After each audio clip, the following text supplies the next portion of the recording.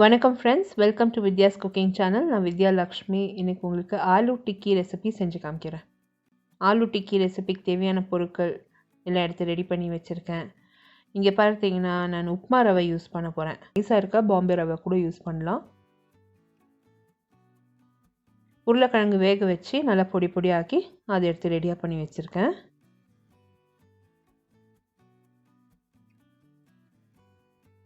மசாலா பொடிகள் பார்த்தீங்கன்னா chilli flakes, சீரகத்தூள், மஞ்சள் பொடி, பெருங்காயத்தூள் யூஸ் பண்ண போகிறேன்.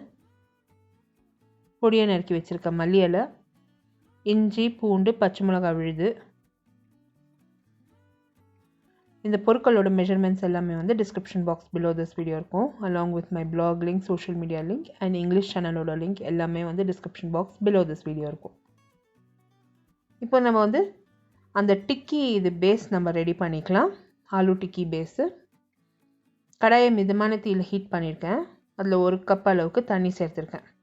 இதில் வந்து நம்ம அரைச்சி வச்சுருக்க இஞ்சி, பூண்டு, பச்சை மிளகாய் விழுது சேர்த்துக்கணும். உப்பு சேர்த்துக்கணும். இது நல்லா கொதிக்க விடணும். அந்த மசாலாலேருந்து பச்சை வாடை போகணும். அந்த இஞ்சி பூண்டுலேருந்தெல்லாம் பச்சை வாடை போகணும். ஸோ நல்லா ஒரு கொதி வரட்டும். நல்லா ஒரு கொதி வந்திருக்கு. ஸ்லோ ஃப்ளேம் பண்ணியிருக்கேன். இப்போ இதில் வந்து மஞ்சள் பொடி, நம்ம சில்லி ஃப்ளேக்ஸு, பெருங்காயத்தூள் சேர்த்துருக்கோம். கொஞ்சமாக சீரகத்தூள் கூட சேர்த்துக்கினேன் ஃப்ளேவருக்காக. எல்லாம் நல்லா கலந்து இப்போ இதில் மல்லி இலையும் சேர்த்துக்கலாம். நல்லா கொதி வந்திருக்கு தண்ணி.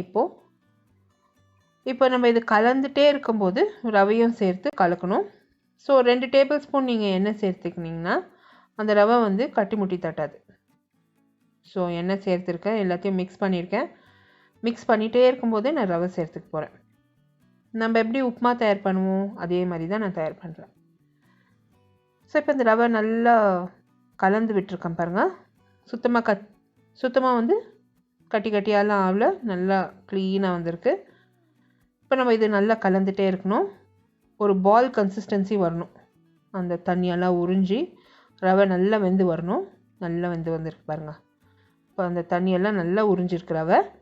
இதில் வந்து நம்ம அந்த பொடி பொடியாக ஆக்கி வச்சுருக்க உருளைக்கிழங்கு சேர்த்துக்கணும். ஆன மட்டுக்கும் ஸ்லோ ஃப்ளேமில் அந்த உருளைக்கிழங்கும் ரவை மிக்சரும் மிக்ஸ் பண்ணிவிடுங்க. ஸ்லோவாக மிக்ஸ் பண்ணுங்க. இது ரொம்ப ஒரு கஷ்டமான ப்ராசஸ். இந்த ப்ராசஸ் மட்டும் கொஞ்சம் கஷ்டம். அதுக்கப்புறமா உங்களுக்கு ஈஸியாக இருக்கும். பார்த்தீங்கன்னா நான் ஸ்லோவாக மிக்ஸ் பண்ணிகிட்டே இருக்கிறேன். இந்த உருளைக்கிழங்கு அந்த ரவையோடு நல்லா வேகணும். ஸோ ஸ்லோ ஃப்ளேமில் வச்சு பண்ணிங்கன்னா அது தீயாது. அதுக்கு தான் நான் அப்படி சொல்கிறேன். இப்போ நல்லா மிக்ஸ் பண்ணியிருக்கேன். நல்லா வெந்திருக்கு. அந்த ரவை எல்லாம் நல்லா அந்த மாய்ஸ்சர் இழுத்துருக்கு. உருளைக்கிழங்கு நல்லா வெந்திருக்கு. கொஞ்சம் நேரம் ஆற விட்டுட்டேன். ஏன்னா நம்ம பிசையணும் இந்த மாவை.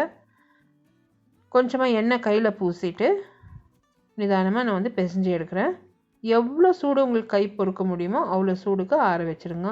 கொஞ்சமாக கையில் எண்ணெய் பூசிட்டு நம்ம இதை பிசையணும். சூடாக இருக்கும்போது பிசைஞ்சால் நல்லாயிருக்கும். ஏன்னா எல்லாமே ஒன்று கூடி நல்லா வரும்.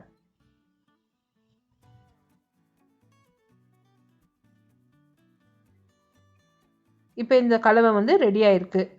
கட்லெட் கட்டர் நம்மளுக்கு மார்க்கெட்டில் கிடைக்கிறது குக்கி கட்டர்ஸில். ஸோ அந்த கட்டர் வச்சு நான் இந்த ஒரே மாதிரி ஷேப் நான் தயார் பண்ண போகிறேன். கொஞ்சமாக எண்ணெய் பூசியிருக்கேன் அந்த கட்டர் உள்ள. நீங்கள் வந்து எதுனா பாட்டிலோட மூடி கூட யூஸ் பண்ணிக்கலாம். ஈவனாக வர்றதுக்காக அந்த மாதிரி தயார் பண்ணுறேன். ஸோ கொஞ்சமாக அந்த கலவை அந்த கட்லெட் கட்டரில் வச்சு ஒரே மாதிரி நான் இந்த டிக்கி ரெடி பண்ணுறேன்.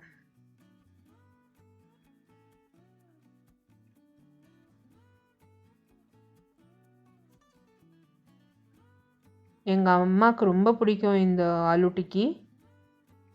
அப்பா இருந்த வரைக்கும் ரொம்ப என்ஜாய் பண்ணாருங்க.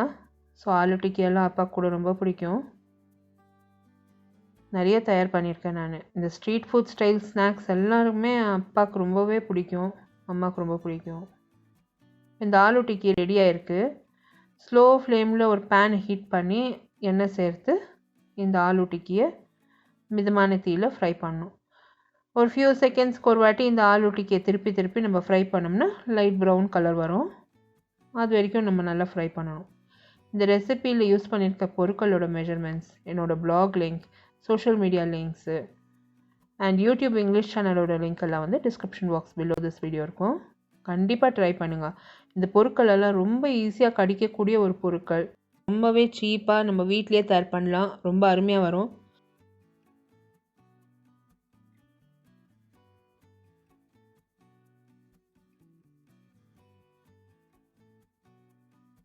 இப்போ 2வது பேட்சுக்கு கூட அதே மாதிரி தான் தயார் பண்ணுறேன்.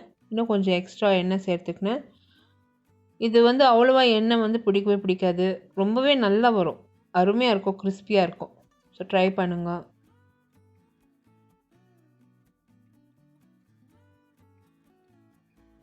இந்த டிக்கி வந்து நீங்கள் முன்கூட்டியே தயார் பண்ணி ஃப்ரிட்ஜில் வச்சுக்கலாம். எப்போ நீங்கள் சர்வ் பண்ணுறீங்களோ அப்போ நீங்கள் சுட சுட நீங்கள் இதை ஃப்ரை பண்ணி சர்வ் பண்ணலாம். ரொம்ப நல்லாயிருக்கும். இந்த டிக்கி வந்து நீங்கள் ரக்தாக்கு சர்வ் பண்ணலாம். ரக்தா மேலே இந்த ஆலு டிக்கி சாட் அது மாதிரி தயார் பண்ணி அந்த மாதிரி நீங்கள் தயார் பண்ணி சர்வ் பண்ணலாம். அப்படி இல்லையா இந்த டிக்கி வந்து ஜஸ்ட்டு நீங்கள் சட்னிஸோட வச்சு நீங்கள் சர்வ் பண்ணலாம். ரொம்பவே நல்லாயிருக்கும். ட்ரை பண்ணிவிட்டு உங்களோட காமெண்ட்ஸ் எல்லாம் போஸ்ட் பண்ணுங்கள். நாங்கள் ரொம்ப என்ஜாய் பண்ணோம். இந்த சட்னிஸோட இந்த ஆலு டிக்கி பிரமாதமாக இருந்தது. எஸ்பெஷலி இந்த மான்சூன் சீசனுக்கு இது ரொம்பவே நல்ல ஒரு டிஷ்ஷுன்னு சொல்லலாம். உங்களை அடுத்த புதிய ரெசிபியோட மறுபடியும் சந்திக்கும் வரை this is Vidya Lakshmi. Thank you so much for வாட்சிங். பை.